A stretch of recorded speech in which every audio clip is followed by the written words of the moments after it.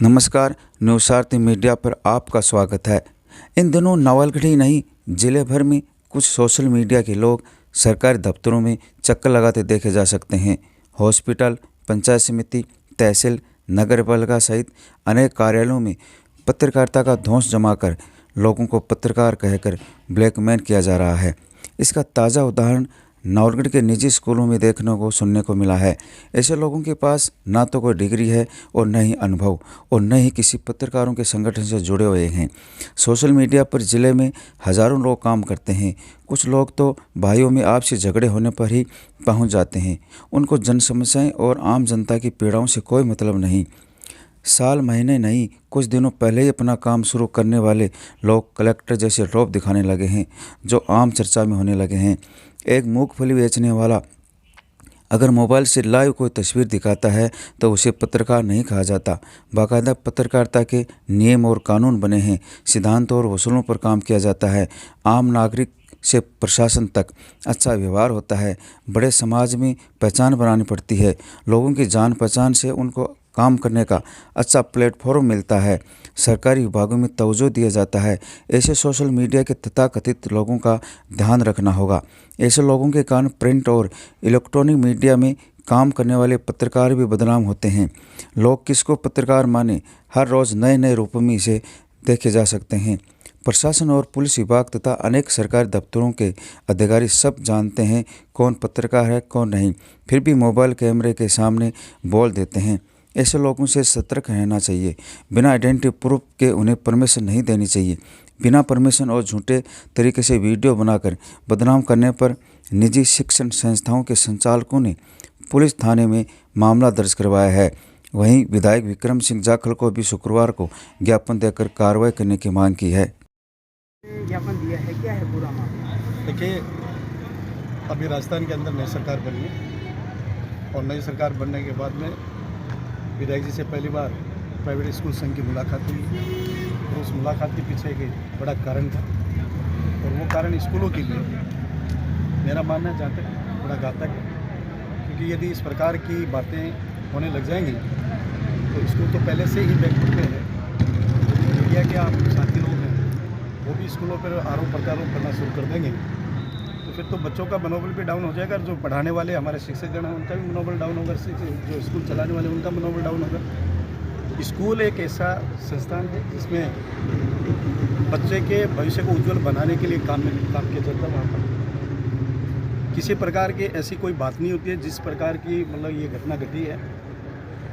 इस प्रकार की घटना जो घटी उसके मैं बड़े शब्दों के अंदर भर्त्सना करता हूँ कि इस प्रकार के काम नहीं होना चाहिए जो एक पत्रकार महोदय ने किया, क्योंकि स्कूल में जो बच्चा जाता है पढ़ने के लिए जाता है और पढ़ने के लिए फिर भी यदि मैं आप लोगों से भी निवेदन करना चाहूँगा, आपको लगता है कि किसी स्कूल के अंदर ऐसी कोई बात है तो आप पहले स्कूल प्रिंसिपल से बात करें, बात करके उस बात की जानकारी लें आप लोग। और जानकारी लेने के बाद में यदि आपके सामने कोई बात है तो उनके संज्ञान में डाल करके उसके बाद में आप उसके ऊपर चर्चा कर सकते हैं। आप अपने मतलब कोई भी न्यूज़ बनाने के लिए भी आगे स्वतंत्र, परंतु पहले संज्ञान में स्कूल संस्था संचालक के आने जरूरी होती है। रही बात ये जो घटना घटी है वो किसी छोटे बच्चों की क्लासों के लेकर के घटी थी। छोटे बच्चे अक्सर से स्कूल वाले नहीं बुलाते हैं, फिर भी गार्जियंस क्या करते हैं, जब बसें आती है तो उनमें 1 2 3 4 5 10 बच्चों को बैठा ही देते हैं। तो स्कूल संचालक की और टीचर की मजबूरी होती है उसकी स्कूल में आने के बाद में उसको कक्षा में बैठाना पड़ता है उसको, क्योंकि वापस घर तो उसको पहले छोड़ नहीं सकते हम लोग।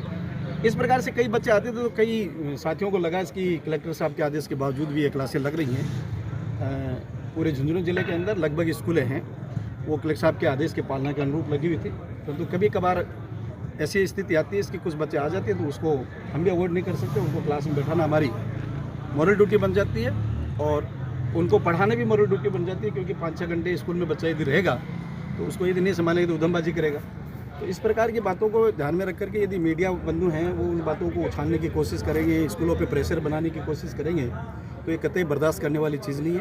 मैं उसके एक बार फिर कड़े शब्दों में भर्त्सना करता हूँ, निंदा करता हूँ और आपसे लोगों से भी निवेदन करूँगा इसकी स्कूलों को आप सहयोग दें आप लोग और सहयोग देंगे तो निश्चित रूप से, क्योंकि हम जो काम कर रहे हैं वो समाज को आगे बढ़ाने के लिए, हमारे देश निर्माण के करने के लिए हम लोग प्रयास कर रहे हैं, तो उसमें आप लोगों का भी सहयोग होना बहुत ज़रूरत है। बहुत बहुत धन्यवाद। हमें देख नहीं आ रहे हैं कि निकटवर्ती जिला है अपने पास सीकर, तो वहाँ पर ऑर्डर ऐसे चलते हैं कि दोनों जिले में तो छुट्टियाँ रहती है, सीकर में खुली रहती हैं स्कूलें, और वहाँ की बसें स्कूल बस भी यहाँ पर आती है, तो इसे आप किस तरह से चुनौती के रूप में देखते हैं? हाँ, ये हमारे लिए बड़ी चुनौती है, क्योंकि सीकर के अंदर बड़े बड़े इंस्टीट्यूट के हब बन गए हैं, और वो हमारे झुंझुनों तक स्कूल बसें पहुंचा दी उन लोगों ने, और उनके ऊपर वहाँ के जो कलेक्टर साहब आदेश करते हैं उनका प्रभाव नहीं होता है, क्योंकि वो बड़ी संस्थाएं हैं, उनका क्या रूल्स है वो तो वो जाने, परंतु रूल तो सभी के लिए ही होते हैं। अब वो स्कूल यदि यहाँ से बच्चे लेके जाते हैं तो यहाँ के गार्जियन जो यहाँ स्कूल चल रही हैं उनमें यदि स्कूल वाले बच्चों को नहीं बुलाएंगे तो वो कहेंगे इसके आप फीस किस बात के ले रहे हो, हमारे बच्चों को तो आप स्कूल में नहीं बुला रहे। तो स्कूल वालों के लिए एक धर्म संकट बन जाता है,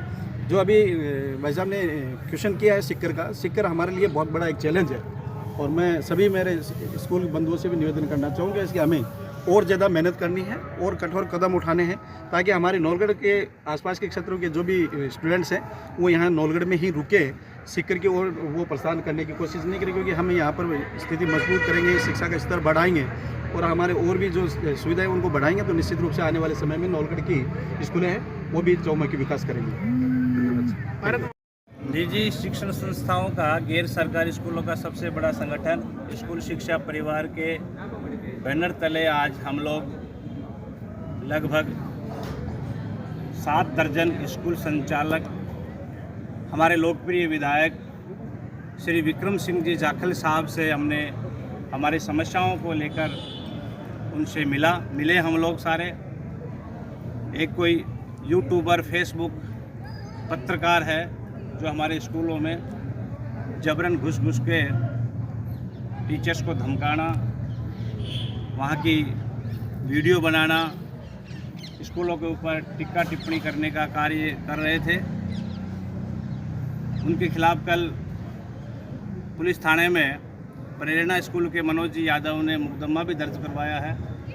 इस संबंध में हमारे सारे स्कूल संचालक और टीचर्स, नवलगढ़ ब्लॉक में 130 गैर सरकारी स्कूलें हैं, 2500 शिक्षक और शिक्षिकाएँ, ड्राइवर, बाईजी हैं,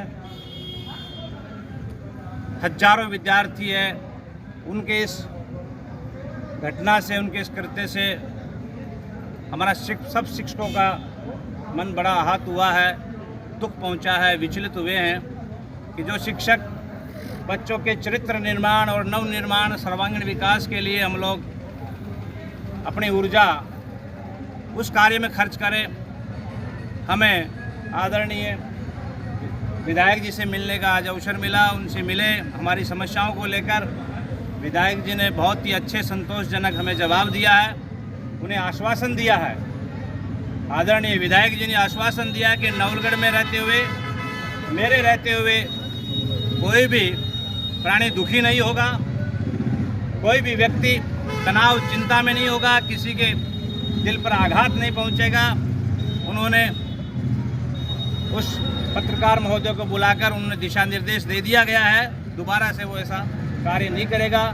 हमारा पूरा संगठन, हमारा 2500 शिक्षक, शिक्षिकाएँ, ड्राइवर, बाईजी, हजारों हमारे बच्चे, हम सब की ओर से आदरणीय विधायक जी को धन्यवाद देते हैं। इसके लिए बहुत बहुत धन्यवाद विधायक जी का। बताओ है वो घट रही थी कि एक तथाकथित यूट्यूबर है, वो जगह जगह स्कूलों के वीडियो बना के फेसबुक आईडी पर डालता था, और आज माननीय विधायक महोदय से मिलकर इस चीज़ के बारे में उनको भी अवगत कराया गया। उन्होंने आश्वासन दिया है कि मेरे रहते हुए किसी भी तरह की समस्या है, पीड़ा है, वो आपको नहीं आने दी जाएगी। लेकिन हम माननीय विधायक महोदय से ज्ञापन के माध्यम से और सभी स्कूलों के संचालक की मांग कर रहे हैं कि उस कथाकथित जो पत्रकार कह रहा है अपने आप को यूट्यूबर है, उसको गिरफ्तार किया जाए और उसको यथाचित दंड उसको मिलना चाहिए। अब पूरे नवलगढ़ निजी शिक्षण से स्कूल शिक्षा परिवार संघ के सदस्य आज विधायक जी से मिले हैं, और विधायक जी ने आश्वासन दिया है कि जल्दी उसके ऊपर कार्रवाई भी होगी, और मेरे रहते हुए आज के बाद नवलगढ़ में ऐसी कोई प्रक्रिया नहीं होगी जो किसी इंडिविजुअल को कोई मान सम्मान पे ठेस पहुँचे। और स्कूल वाले कभी गलत काम नहीं करते हैं। अगर 9 से 12 तक के बच्चे पढ़ रहे हैं, उनके साथ अगर 2 छोटे बच्चे भी आ जाते हैं तो हमारा दायित्व नहीं बनता कि सर्दी के अंदर उनको गेट से बाहर कर दिया जाए। तो हमारी प्रशासन से और विधायक जी से यही मांग थी कि इनको कठोर से कठोर सजा दी जाए और आइंदा से ऐसी गलती दोबारा, जो मेरे मान सम्मान, विद्यालय की मान सम्मान समझो या हमारे स्कूल वालों की सभी की प्रतिष्ठा, अगर कोई ऐसे ख़राब करेगा तो हमें हमेशा एक दूसरे के साथ खड़े हुए मिलेंगे और आगे भी हम ऐसे ही, अगर हमारे पीछे दोबारा से कोई यूट्यूबर पीछे पड़ेगा तो आगे कलेक्टर और एसपी तक भी हम जाएंगे। Thank you. आपको न्यूज़ कैसी लगी कमेंट बॉक्स में लिखकर ज़रूर बताएं। साथ ही चैनल को सब्सक्राइब और लाइक करना ना भूलें।